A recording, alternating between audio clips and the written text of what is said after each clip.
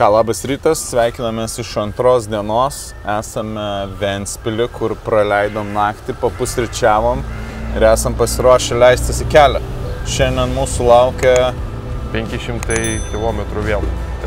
Jo, iki Parno liktai rodo, ne, iki sienos rodo 419 ir tada dar iki Parnų bus koks 80, nu tai va, 500. Šiandien nusprendėm biškį labiau disciplinuotai važiuoti. Stosim kas 105 km, kad taupyt laiką ir tikiuosi ryt ne naktį atvažiuosim. Tiksliau šiandien ne naktį atvažiuosim į vietą, nes vakar net negavom pavalgyti. 40 minučių laukia mūsų išsvajotų kebabų ir tada atšaukia užsakymą. Ir ėjom pasivaikščiot. Bet pirmas sustojimas dabar bus už 35 km.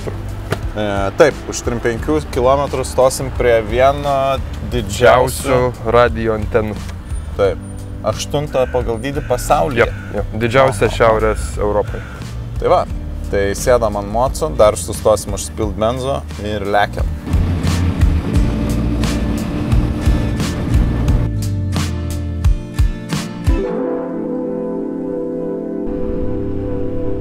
Nu ką, leidomės į kelią, galiu papasakoti biškį įdomios statistikos. Tai mano trip vienas padėtis rodo, kad esam nuvažiavę 476 km čia nuo Vilniaus, bet ne visai nuo pradžios įsijungiau, tai dar reikia pridėti kokią 15 km, tai reiškia bus 490. Nu ir šiandien laukia panašiai, tai tikimės, kad judėsime šiek tiek greičiau negu vakar, bet bus matyti. Išvažiavę iš Ventspilio labai greitai pasiekėme kelią biriu paviršium. Ir nors iš pradžių tai buvo tiesiog kelio tvarkymo darbai, iškart už jų jau sukome į žvyrkelį smagiai vingiuojantį per mišką.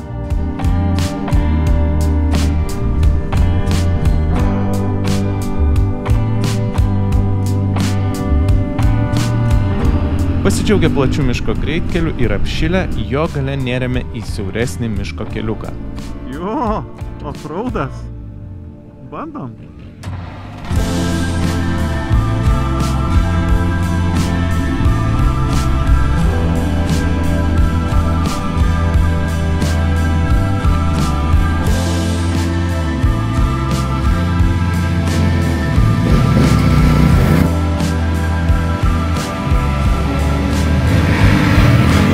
Oi, kokį smagų miško keliuką įsukom, labai geras.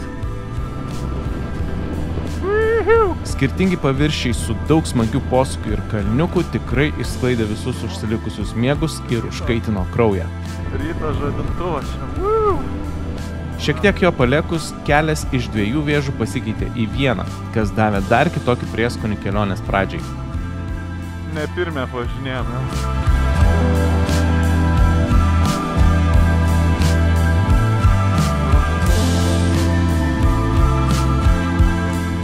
Čia visiškai single trackas.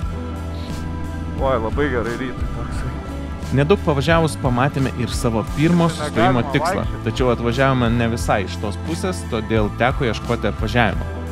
Suradę jį ir pasiekę sustojimo tašką, supratome, kad daug naudos nepešime ir gražių vaizdų nepadarysime. Va čia ir ta garsioji lėkštė, bet dėja su dronu negalima skraidyti, tai paskrist negalėsiu. Bet per daug dėl to nenusiminėme ir toliau leidomės į kelią smagiaisiais miško keliukais, kurie atnešė ir vieną papildomą iššūkį – birų smėlį. Nuotykiaujam. Kai kur klampės vietas pavykdavo apvažiuoti. Čia reikia dėžių neužkabinti medžius. O kitur tekdavo rinktis tiesiausią kelią.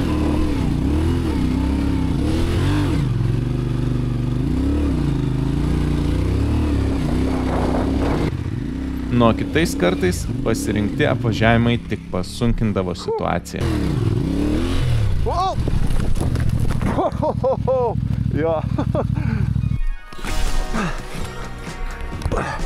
Gerai, kad mano klaida ir po to sekęs kritimas praėjo be nuostolių tiek man, tiek technikai.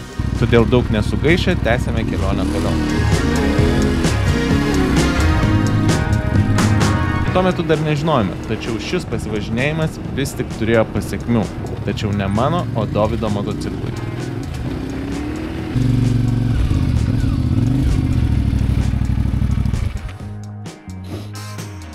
Žiūrėk, šaliau pavažiuosi išvis.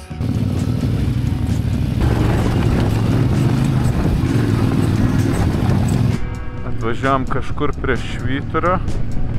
Čia visai netoliese turėtų būti.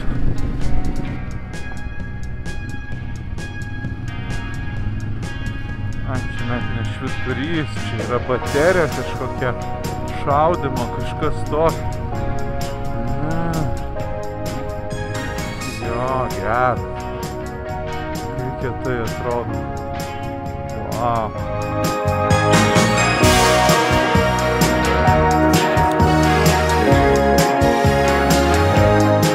Po rytinio pasivažinėjimo Smėlyne biškį su Dovydo motociklu atsirado techninių nesklandumėlių. Važiuojant kažkas klaksi, įtariam, kad grandinė yra pertempta. Kaip ir galėtumėm patvarkyti teoriškai, bet vienas raktas nelabai atveržė grandinės užveržėją, tai tenka keisti mūsų maršrutą, važiuoti iki Tukums ir ten ieškoti serviso, kurie padėtų atsukti ir atlaisvinti grandinę. Tai, pasidžiaugiam smėliais, o dabar turim mokėti kainą. Džiaugiamės toliau. Dėja pavažiavę visai nedaug pamatėme, kad problema kur kas rimtesnė nei pertempta grandinė. Teko stoti miške ir užsiimti remontų vietoje. Labai nepergyvenome, nes gan greitai radome problemą ir būdų ją išspręsti. Bent jau mes taip galvojame.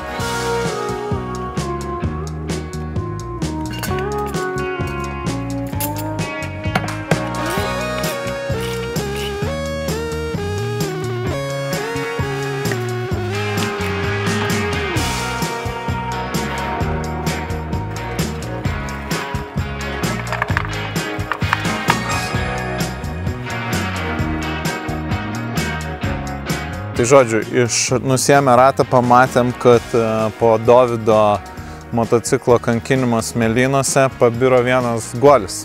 Tai lėkiau į Ventspilį, nupirkau naują guolį, suradau mechaniką, jį įdėjo ir parlėkėm atgal, dabar uždėsim ratą ir galėsim lėkti toliau. Bėda tik ta, kad jau beveik 3 valandos, o mes praktiškai niekur nenuvažiavę.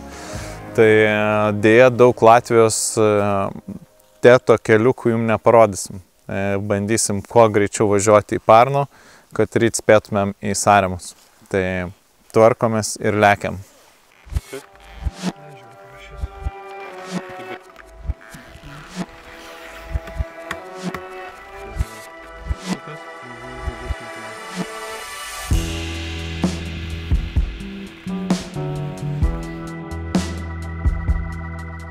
Vis tik tai nesutvarkėm.